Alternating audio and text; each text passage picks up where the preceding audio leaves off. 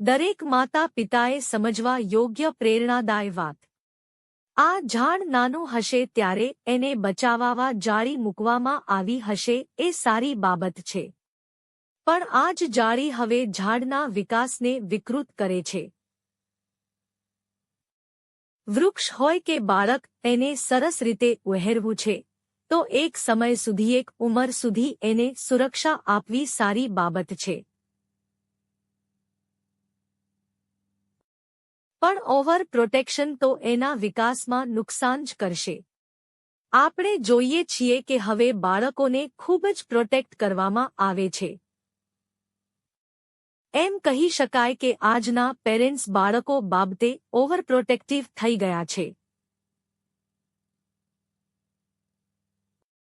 જરૂરથી વધુ એવું આ ઓવર પ્રોટેક્શન બાળકને સશક્ત નહીં બનાવે. પેરેન્ટ્સની પેઢીએ સંઘર્ષ કર્યો હોય અને ઘણું મેળવ્યું હોય એટલે પેરેન્ટ્સને એમ થાય કે મેં જે સહન કર્યું એ મારું બાળક સહન નહીં કરે. આ ભાવના સારી જ છે. પણ આ ભાવનો ઓવરડોઝ બાળકને પાંગળું કરી શકે.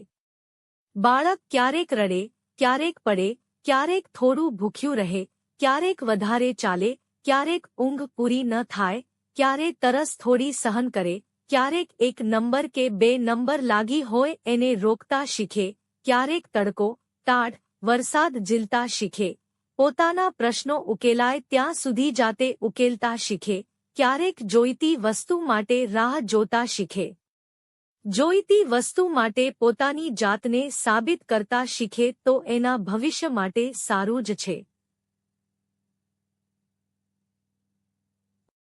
કેમ કે આજે પેરેન્ટ્સ ભલે બધું મોઢે માંગ્યું હથેળીમાં મૂકી દે, પણ જીવન ક્યારેક બધું હથેળી નથી આપતું. આપણે ત્યાં કહેવત કે ક્યાંય હથેળીનું નથી, બધે કોણીનું જ છે. અર્થાત કે જીવનમાં કશું એમ ઇઝી નથી. ચેલેન્જ તો બધે હોય જ છે. અને ચેલેન્જમાં એ જ ટકી શકે અને વિકાસ કરી શકે જે સહન કરતા શીખે. માનસિક અને શારીરિક બેઉ રીતે જીવનના તાપ ઝીરવવાની જેટલી ક્ષમતા વિકસે એ એને ક્રીઝ પર ટકવામાં બહુ મદદ કરશે. એક ઇંગ્લિશ સ્પીકરની રીલ જોઈ હતી જેમાં એણે કહ્યું કે મારા દાદા રોજ 20 માઇલ ચાલતા હતા, મારા પપ્પા પાસે નાનકડી સસ્તી કાર હતી, મારી પાસે ફોર્ચ્યુનર છે, મારા દીકરા પાસે ભવિષ્યમાં ટોપ ક્લાસ મર્સિડીઝ હશે, મારા પૌત્ર પાસે કદાચ ફરારી આવશે પણ મારો પ્રપૌત્ર ફરી ચાલતો હશે. ખરાબ સમય મજબૂત માણસ નિર્માણ કરે છે.